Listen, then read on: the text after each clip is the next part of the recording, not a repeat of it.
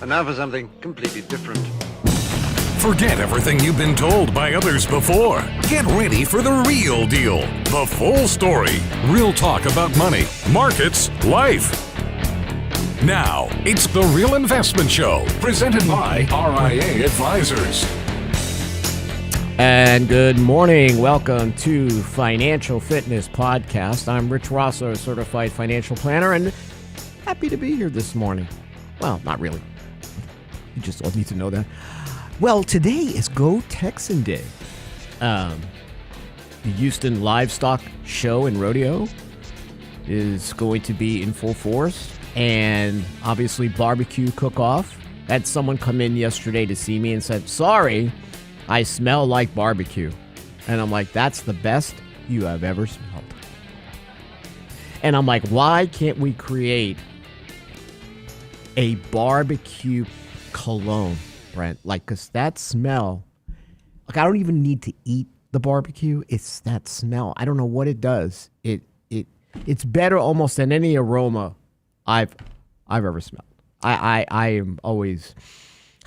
I said no. Go back, come.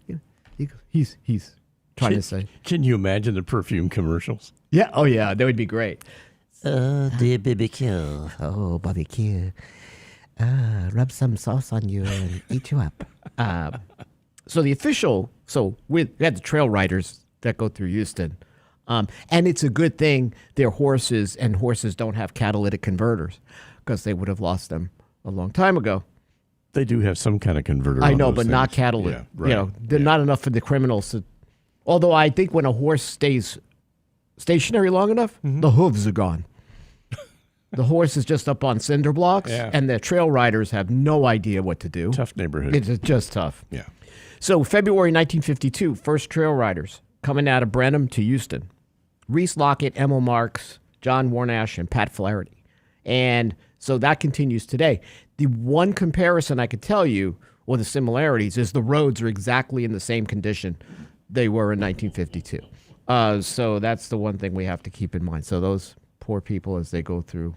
The preservationists have been very good with the roads. Yes. They have kept them the Keep same. those wagon ruts intact. Yeah. And they have watering holes, but we have potholes, and they fill them with water, and the horses get that. So it's always fun. It's always fun. What is fun is getting the reactions of newcomers to Houston who've never seen this. And you've got absolutely covered wagons pulled by horses coming into the city from 4 different directions of the compass. Get out of here. You're here illegally. Going on. It's fun. It's fun. Rodeo's fun. I'm sort of ambivalent. I like some of the shows, but I do like going and seeing all the rodeo activities. I do like that. Because Houston, to me, is not really Texas. So it's nice when I could feel like I'm in Texas when I'm not. Because Houston is not Texas. Shh, don't tell anybody. So today we're going to talk about something more painful than a horse losing its catalytic converter. And that is IRMAA. So back in December. So keep in mind, when we talk about income in retirement, a couple of things that we always say. There is a science, but it's mostly art, because everybody's retirement income paycheck and how they get it is going to be different. But there are certain things retirees all face, right? Because they are collecting Social Security and they are on Medicare, and that's the common bond that we have to work through as advisors to make sure clients are making, and people are making who ask us questions, the right decisions. And there were a lot of mistakes, almost as many potholes as on I-45 here in Houston. There are many potholes when it comes to how to claim Social Security and Medicare. There's also this first thought when you look at when I first started, and I mentioned this in the business, and there were a lot of mistakes. Before. Keep this in mind that people would retire, drop to the lowest tax bracket, and that made sense. It doesn't anymore, and it hasn't for a very long time, because there are certain other charges that you get. First, we know there are taxation thresholds on Social Security depending on how much you make, and those thresholds have not been indexed for inflation. And then you have what we call on my Medicare premiums. I know, listen, hey, I paid into Medicare Part A. that I don't pay a premium for that. But I do for Part B, which are physician services and so forth. And I think it's this amount. But then, and also my Part D, my prescription drug coverage. And that's fine. But also keep in mind that you have to look at, well, how much income did I make? Because what if I get this something called IRMAA, not your Aunt Irma, although it may be just as painful when she comes for the holidays and doesn't leave. Income-related monthly adjustment amount, which could add hundreds of dollars a year to your Medicare premiums. Okay, so back in December, clients on Medicare received their premium notices for 2026. Many of them include the IRMAA, or income-related monthly adjustment charges, based on income reported in 2024. So in other words, there's always a 2-year look back. When you look at, now again, people will say to me, well, Rich, come on. How many people make $200,000 in retirement, right? Yeah, there's a segment of the population that are never going to pay IRMAA. But you would be surprised how easy it is to get to the IRMAA calculations and how IRMAA tiers work, whether you're single or married filing jointly. We're all used to this marginal tax bracket, right? Your dollar is taxed on the marginal rates, right? You can't say you're in the 30, you can say you're in the 37%, say marginal tax bracket, but what's your effective tax rate, right? Remember, because the dollar goes through this progressive form. It doesn't happen like that for IRMAA. If you make $1 over the threshold, you get charged. It's a cliff, right? So you have a lot of retirees that are saying, listen, I understand this base premium stuff, but I don't want to pay anymore. I don't want to pay any more on this IRMAA. Well, you got to plan for that. So you might have gotten your notice and looked at IRMAA. So the first IRMAA threshold, so if you're single or individual, you file, that's $109,000. If I make $109,001, I'm going to get an IRMAA. Or it's $218,000 joint. So people don't realize, well, if I'm over it even by $1, does it matter? Yeah. Then you get hit with the charge. So if you're going to first retire, say this is your first year in Medicare and you're like, oh my gosh, I was making a lot of money in 2024, right? I was working. I make less money now. So there are things you can do to try to manage IRMAA. And that's what we're going to talk about. Not your Aunt Irma, like I said. She comes over, got to just kick her out. But there's ways to manage this. So first thing is you got to remember is there's a form out there. So if your income was going to be lower in 2026 than, say, due to a life-changing event, there's a form, SSA-44, we tell everybody to fill out. Listen, it's not that hard to do it. You can request a premium reduction, right? And 60 days from the time you got that premium notice, we tell people, listen, you got to file this form.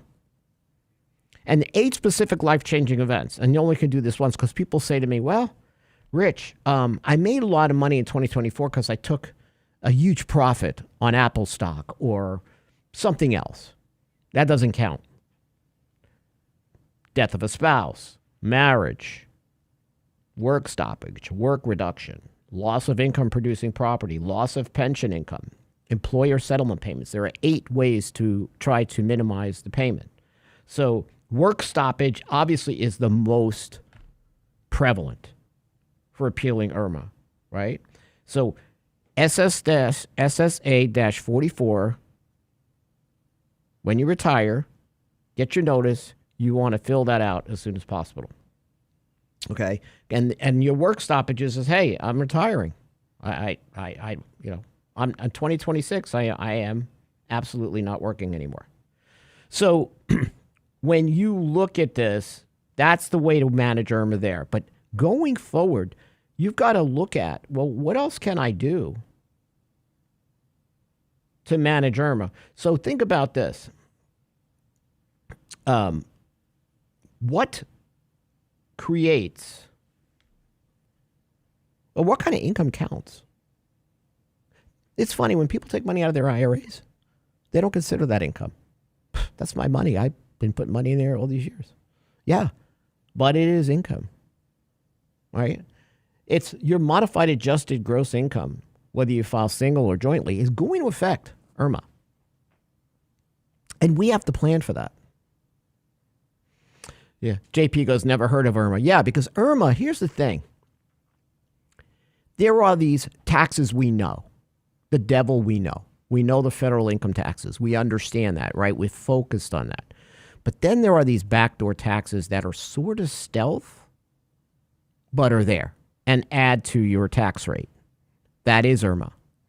And those are those additional charges on Part B and Part D. And let me tell you, they can get pretty sizable depending on how much income. So you might say, listen, in retirement, Rich, I have all my money. I have my money in 401k and my money in IRA. And I want to buy this boat. You know, it's been my dream in retirement to buy this boat. I've got all my money in tax-deferred accounts. Sure, this boat's going to cost me $100,000. If I take it out of my IRA, that's all ordinary income. And you have to look at what I call that tax wave. I understand what it does to my marginal tax rate. I understand what it does from those taxes I know. The devil I know. But then there's the devil in my back with the pitchfork that I don't know. Well, how does that affect my taxation on Social Security, which means 85% of my Social Security could be taxed? But then I also have these additional IRMAA charges that could bite me in 2 years, right? So my 2028 Medicare Part B and D premiums, I might get myself a little bit of a sticker shock because that $108,000 I took, plus any other income that I've gotten, plus tax-exempt income, is going to push me into a threshold for IRMAA. So, and that for that year, you're going to have to budget for that. Now, people will say, well, if I fall back, yeah, sure. If it's 1 year thing, it's a 1 year thing. But understand you have these stealth taxes that are going to happen to you. So how do you do it? What kind of techniques can you look at to go forward and try to manage IRMAA? Listen, I have people that will manage IRMAA first. They go in with a manage IRMAA tax mindset because they understand the federal income tax. Listen, I pretty much know what my effective tax rate is. I know what my marginal tax bracket, so I get that.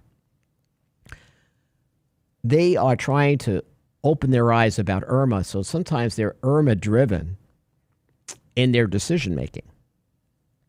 And more people, because maybe they're working with advisors that are learning about it. There are a lot of YouTube videos about it. They are becoming more sensitive to the thresholds.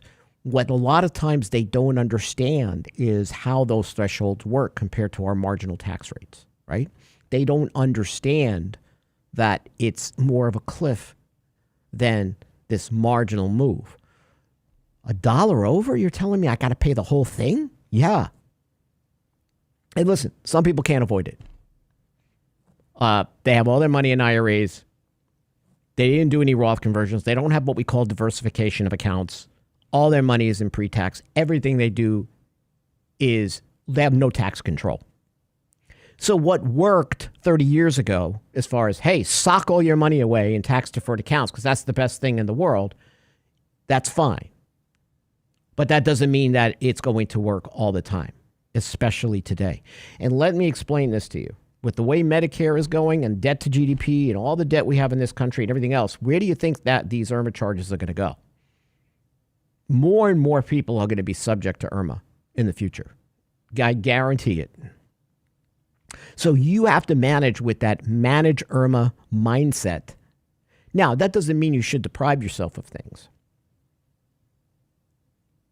But that does mean, listen, I'm going to pay the price for doing certain things that I was told to do my whole life financially. And now it's going to bite me in the butt. Right? So one, I just retire.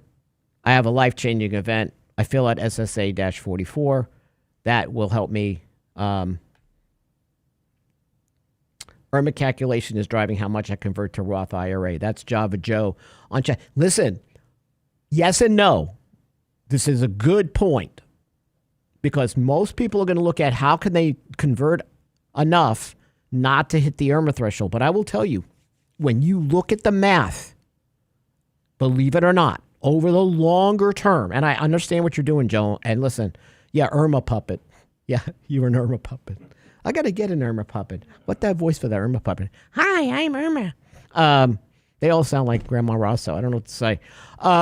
So the IRMAA, when we run Roth calculations, you are going to see this upfront swoosh of money that's going to happen. Front loading a lot of times, depending on how aggressive you are, front loading these Roth conversions. And for the first 3 to 5 years, you're like, oh my gosh, look at where my IRMAA is. And then what happens? You start to see IRMAA moderate or go away for your entire life. So I'm not saying it works this way for everybody, but what happens a lot of times is because we need time in that Roth is you get hit with this IRMAA and these charges up front, depending on how aggressive you're going to be. And then you can see how the tax situation changes over time. Either people settle into no IRMAA or the first tier of IRMAA.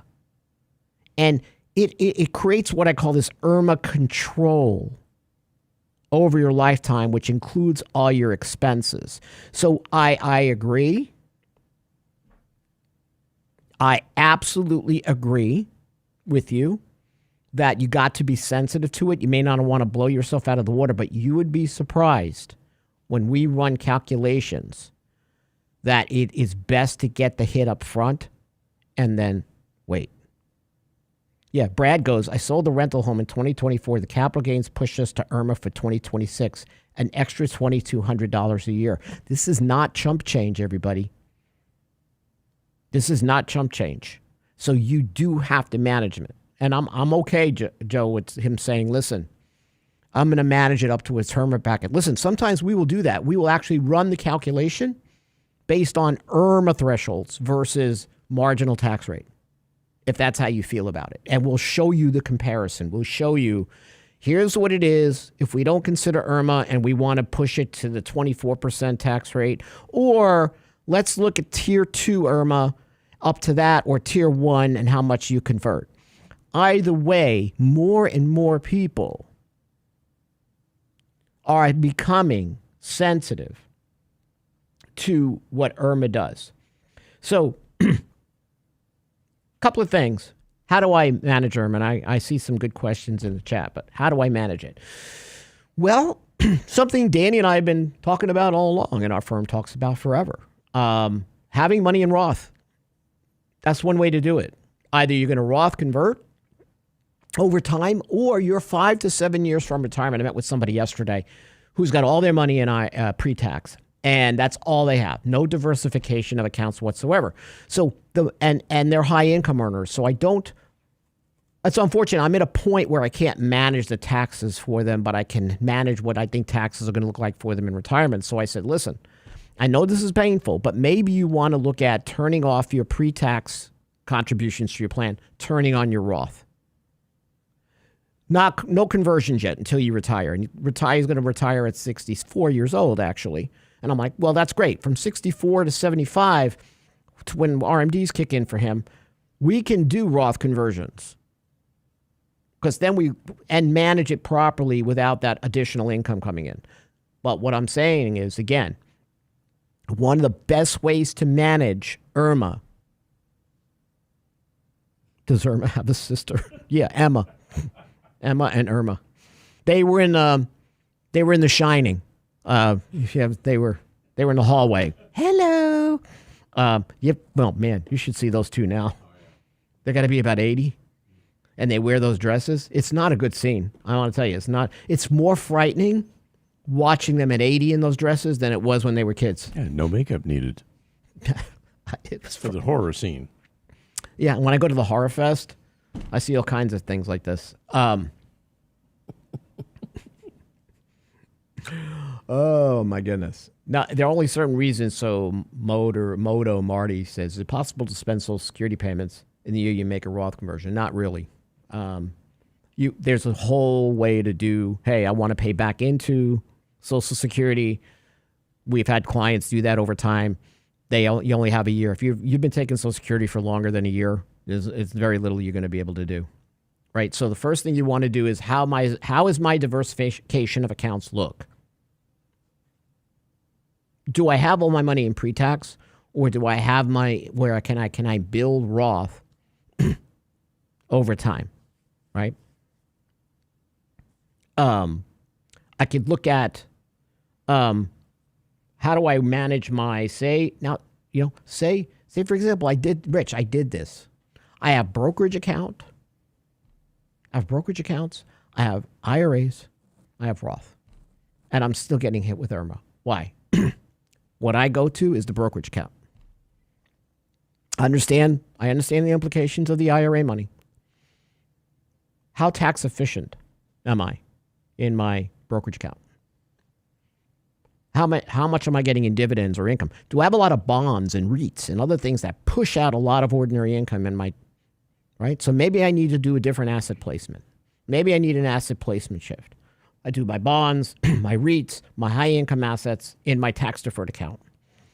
And I look at growth stocks, tax efficient ETFs in my taxable account. So I lower my tax drag. I lower the implications of creating more income. That affects IRMAA. And that's one way to reduce modified adjusted gross income pressure, which modifies the other issue. Right?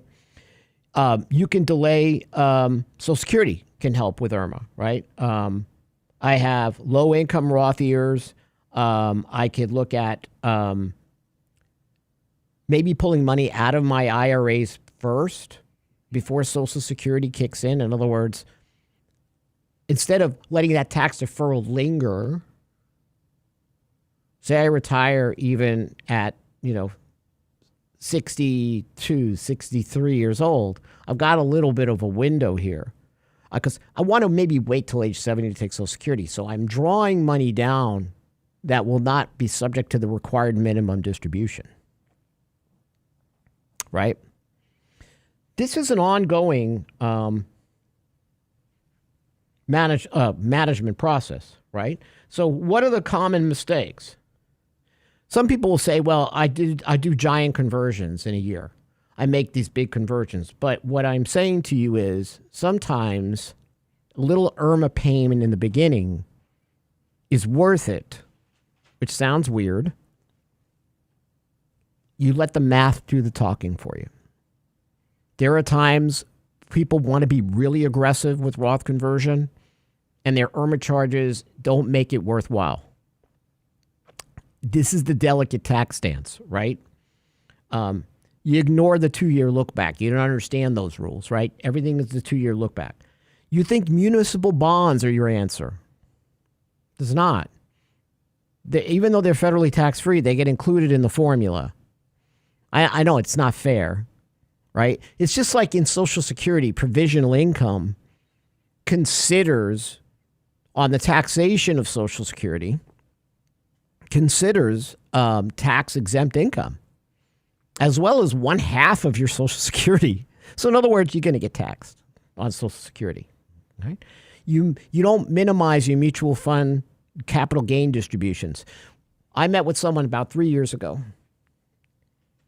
and obviously the market's been really good, and they had all their brokerage account money in mutual funds. And mutual funds must pay out their capital gains and income to you. And at the end of the year, that absolutely could be devastating. Right?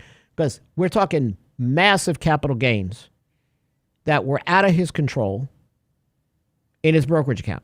Wouldn't it have been better for him to hold those mutual funds in his IRA?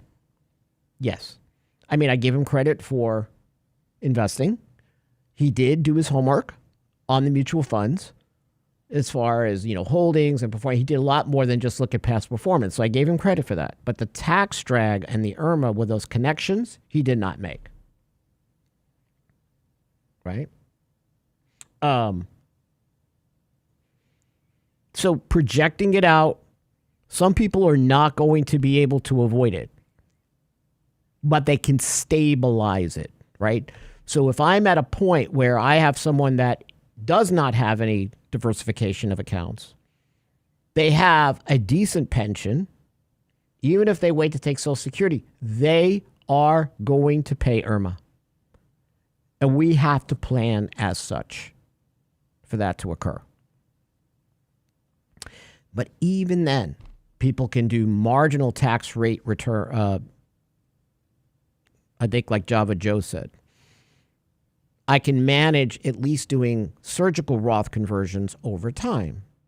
Like if I have room in my marginal tax rate, maybe I move a little bit out since I'm getting. So here's the thing.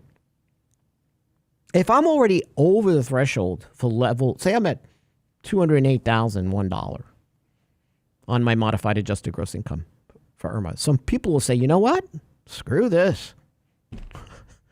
I'm going to be paying this anyway. I'm going to take out as much money as possible and convert it just to not hit the second tier. Like I'm inevitable on the first tier. I threw in the towel. But now I got all this room to the next tier.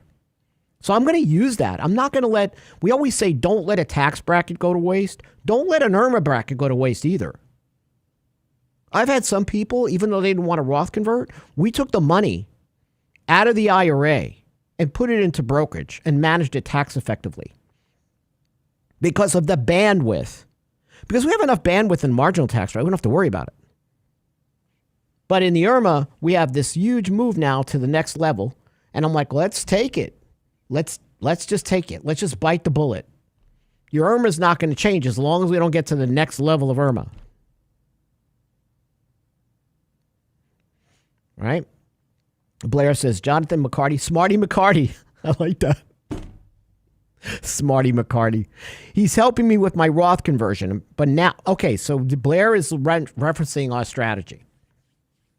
She's paying higher IRMAA now, but it's lower than what I paid in healthcare through work, and then up until 75. But what, if you noticed, probably Blair in the reports, when Jonathan or Jonathan's communication to you, you've leveled out that IRMAA for the rest of your life. And listen, hey, people living longer today.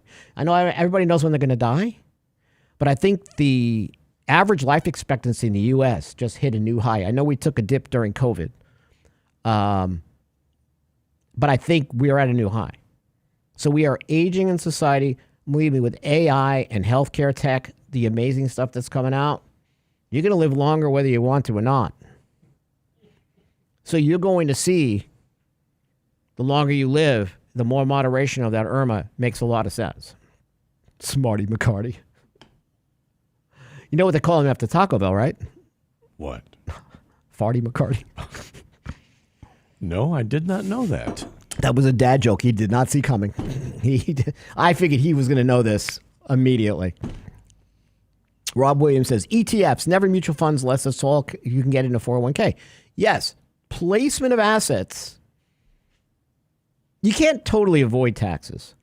But to your point, if I have individual stocks and I can manage that through dividend income, but I have growth stocks or I have tax efficient ETFs, generally speaking, are tax efficient. In my brokerage, I have less tax drag that's going to hurt me or count toward IRMAA and or taxation of Social Security. So yes, people don't look at placement sometimes, and sometimes people only have one kind of an account, and tax placement is not going to be an issue. But most people will have at least more than one IRA. They'll have brokerage. But let me say, I don't know how valid that is. Something I just said. I don't know if that's true. Because most people I meet with have most of their money in pre-tax because that's what they were told. But there are some astute people that understand, or they've talked to advisors and they understand that what their taxes are going to look like in retirement. And they are making those changes. Yes, HSA account reduces IRMAA anxiety, but the problem is you can only use an HSA, which was a good question, for the absolute right expenses, right? That's triple tax free. It's a great account. Doesn't count toward IRMAA. But I can't use it for my day-to-day living. But yes, an HSA would be good. Job security for Rosso. I don't know about that. No, today I'm wearing my Western shirt. It's Go Western Day, JP. Go Texan Day. Yeah, whatever. Same thing. It's Go Yellowstone Day or whatever. So, go John Dutton. So, yeah, no plaid. No plaid. You can't wear plaid on Go Texan Day. You can get shot out here. Like the plaid becomes like a target. Look, shoot between the dingham and the gingham. Or whatever. What's names for plaid? I don't know. Oh, man. I should drink on Friday mornings. I'd probably be better. A good advisor overall is going to help you, like Blair was mentioning. Advisors focus on accumulation. That's where most advisors feel comfortable. Putting money away. Your CPA is all about how do I save you money in taxes now? We are looking at what the heck is going to happen to you in retirement when taxes really could hurt. And you don't think they're going to hurt because you've been told you're going to fall to the lowest bracket? But that's not going to happen. I have one client. I think he's great. He's got a great attitude on life and everything else. I hate him for that. He goes, Rich, man, listen, I grew up so poor. All I did was follow rules. Like I managed my debt. I was told to put money in the pre-tax accounts. I did that. I understand we're doing some surgical Roth conversions, but he goes, you know what? I never had any money. Right now he's got 7 figures in his IRA just by working. He was a machinist. And he goes, you know what? If I got to pay taxes on it, I got to pay taxes on it. This is more money than I ever expected because his expectations, his lifestyle is more modest than anything else. So it's also a perspective thing, right? If some people that just don't do Roth conversion, they're not interested. It's more money than I ever had, and even though they understand it's going to be 40%, by the time I consider Social Security taxation and IRMAA, my marginal tax rate could be 40, 50%, right? If I include that back door and move it into the front door with all the taxes we know about, then there are certain periods of time, especially if I'm between this 50% to 85% on Social Security based on the levels that you get taxed. Because there's formulas, and someone asked this in the chat, there's formulas to get to the 50 and to the 85% taxable. But there's a point in the threshold where you're just 85% taxed. But there's this window where a lot of people fall. How much each dollar is taxed at 50 and then 85. It's a formula based on provisional income minus the thresholds, and you got to figure out those numbers. And if you add what you're paying in taxes on each dollar to your overall tax rate, you'll see when I'm stuck between this 50% taxable and 85% taxable, I could be like at a 55% marginal tax rate. But a lot of people don't look at their taxes holistically. That, like, money's fungible. You should be looking at how it flows through everything. But we don't look at it like that. We look at it like that. So that's I'm still dealing with Smarty McCarty. I'm gonna even get him a shirt. I gotta make it go on. A hat. I don't know. We got to get some Smarty McCarty merch. Yeah, A bobblehead. a bobblehead. Yeah. I don't know if he's listening or he's probably passed out. Yeah. He had baby duty last night. Oh, he had the baby duty last night, and the baby duty last night. Yeah, so Macro McBill, great show today. Well, I don't know. This is not everybody's kind of topic, but it's something that's important. Think of this like a financial colonoscopy without being put under. Did you know when I had my colonoscopy, I woke up in the middle of it screaming? No, I did not know Yeah, that. I'm telling you that. I went, "Ah!" Because I felt something. He goes, breathe, breathe, breathe. And then I went out again. I went, wow, this was some experience. Yeah, pump up the gas. Yeah, but, dude, you're not giving me enough, all right? If I'm feeling this. I mean, that's what taxes are feeling like, right? Colonoscopy without any kind of gas. We have to help you manage that. What I'm finding is there are less and less CPAs who help you manage that. Your financial advisor should be helping you. Did I buy the doctor dinner? No, not after that. If he would have kept me out the whole time, maybe. I did. So my girlfriend, she brings me to there, and I'm all nervous about it. And I said, listen, and I had to go to 1960, which is not a really good part of town to do this. Oh, Red Oak? Whatever, I don't remember. Yeah. And I said to the doctor, I said, listen, if I die here, I don't want to die in 1960. Move my body somewhere else. Like I want to be in. He died in Brenham. He died, but he did not die on 1960 because people think I got murdered. So we can't do that. So, I think just keep your boots on. Yeah. Well, not in 1960. They'll steal them right off your feet. Yeah. There's some really bad parts of town here that seem to always stay that way. I guess that's in every town, right? You always have those areas that, in all fairness to Houston, what are you going to do? So keep in mind on this IRMAA, if I'm filing a joint tax return, it's $218,000 or less. And my monthly premium would be $202.90 for Part B. That's not including what I might pay on Part D. So this is what I was saying is above $218,000 to $274,000, I bump to the next level.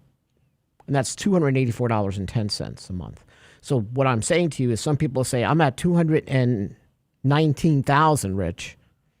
I might as well take out as much money to get me up to the 274, right? I might as well, at least if I'm not even going to Roth convert it, I'm just going to take it out and move it to brokerage and manage it tax effectively. Only Rosso would wake up during a colonoscopy. Listen, I didn't want to.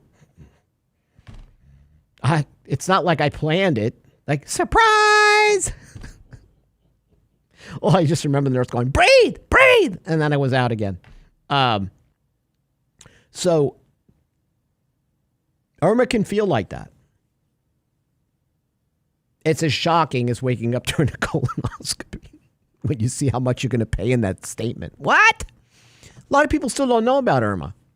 That's the surprise. But more and more people are not only learning about it, they're finding ways to navigate it. So, I don't know if you got did you do the YouTube poll there? I don't see it showing up. My assistant did not post it this morning. Where is that assistant? I do not know. You want me to get you the rat from New York with the pizza? I saw a video yesterday because, New York's getting hammered with snow, but there's this rat carrying this slice of pizza across the snow. He is absolutely more ingenuity than the mayor. So poll question was, are you currently paying the IRMAA surcharge on your Medicare premiums? Yes, and I don't know how I could appeal, right? And in some cases, you can't, right? Because you're past those events that allow you to file SSA-44. Yes, I've already filed an appeal. Or no, my income is below the threshold. I'm not on Medicare yet, but this affects my planning. It does affect your planning. Now, they added a new tier to IRMAA not too long ago. Above $410,000 and less than $750,000. That means you would be paying $649.20 a month on Part B. Here's what I think is going to happen. What I think is going to happen, that first threshold, this is because of where we are from a debt to GDP ratio and the aging of our society, poor demographics. Individual tax return, $109,000 or less. joint, again, 218,000. My thought is they're going to sneak in a rung at the top again, where that individual tax return number, 109,000 or less, they're going to make it where more people in that group, 218,000 or less, they're going to move that tier. So maybe, this is my thought. Again, I have no evidence of this, but if they extended it on the top, there's no reason to not extend it at the bottom. I expect big tax changes after 2028 as the One Big Beautiful Bill Act sunsets. And you all have to be prepared for that. So keep this in mind, that you have to plan for changes. Your advisor needs to be kept up to date with changes to IRMAA. And if you haven't heard of it before, ask the question. You can run an analysis of what your retirement income is going to be like in retirement and where it's coming from, and then understand where you will fall in the IRMAA bracket. And as I mentioned, can COBRA be used for IRMAA in the transit? Well, COBRA, COBRA, keep this in mind. So some people will leave their job or they'll be let go and they'll say, listen, you'll get on COBRA for a period of time. Maybe that's your bridge to Medicare, right? When I started in this business, you would never tell anybody to go on COBRA, ever. It was so expensive, right? It was cost prohibitive. You're better off going into the marketplace and getting healthcare coverage, getting gap coverage. Since ACA or Obamacare, it's the opposite. COBRA looks like a deal. That's how broken that system is. So if I use COBRA, people think that is employment insurance. It's creditable, which means I don't have to sign up for Medicare. I'm still on my employer's coverage. COBRA is not employer coverage. You're counting down in your enrollment period, and you need to sign up for Medicare sooner than you think. Oh, there's your survey. Your assistant found it. No, I did it. Like I said, you're your own assistant. No.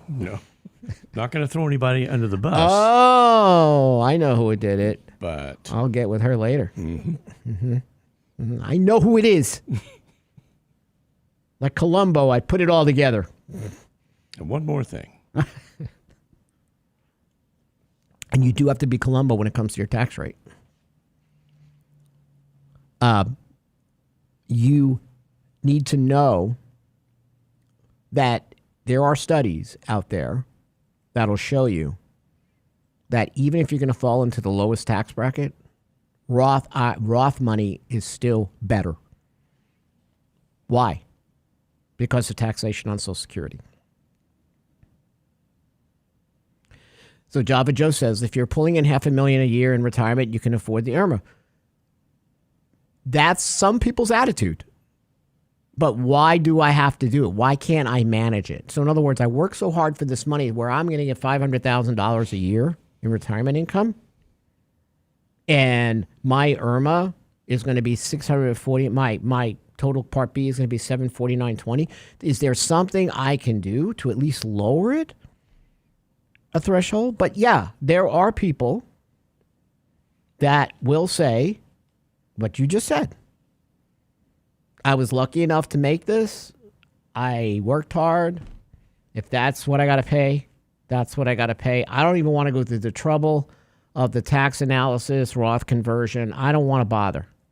I'll just pay it. Listen, there are people, there are more people than you think that are in that camp, because there's a certain amount of retirement income they're not going to outlive based on, they're going to get a hernia trying to spend the money. Because most good savers are underspenders.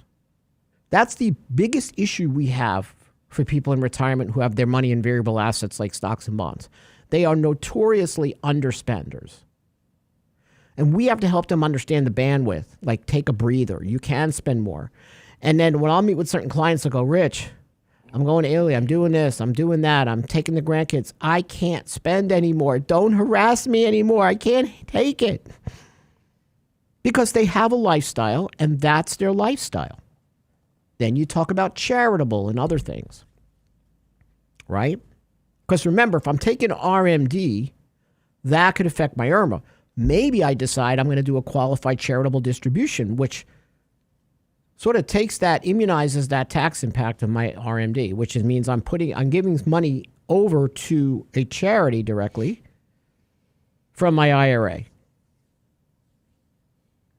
And those are becoming more popular. Charitable methods are becoming much more popular because there's a point, and I know we're deviating a little bit from the topic, but it all counts towards the IRMAA thing too. You get to the point where you go, listen, I know now I'm not going to run out of money. My lifestyle is pretty much set. I am prepared for risk mitigation for long-term care costs, whether I'm self-insuring or I have insurance coverage. So, and I know what I'm leaving my children, and I still have more. And I'm not talking about some people that have like, oh my gosh, you got like $10 million in retirement. I'm talking, there are people that have maybe $1 million, but their lifestyle is so modest, but not uncomfortable, that they give to charity.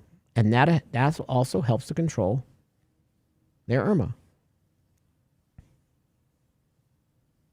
So work with an advisor. Blair brought it up with Smarty McCarty, who's going to at least run the analysis for you. I understand a lot of advisors, as I said earlier in the show, they're into accumulation. That's what they focus on. That's where they're going to make most of their money, right? When you think about a broker, it's putting you into product that's making you money, not extracting money out, not distribution mode, right? That's money that's leaving the firm. But you need a tax smart strategy so you can keep more money in your pocket.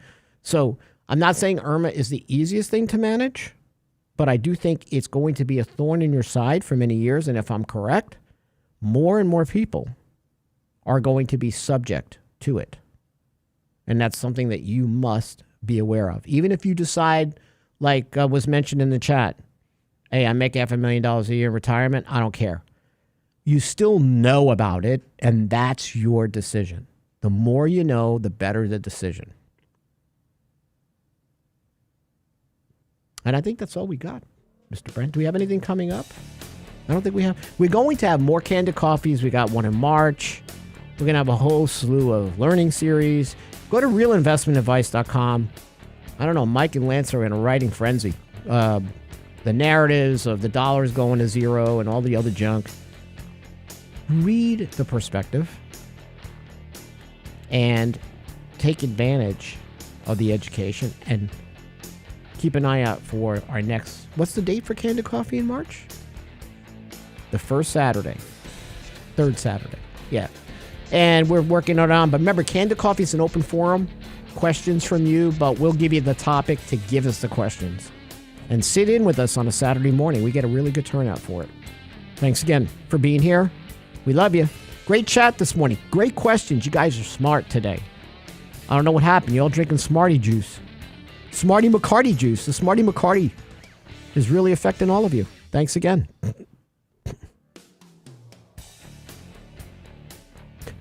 I preach Roth conversions to my friends and nobody wants to listen. That's a terrible feeling. Me too. Me too. See ya.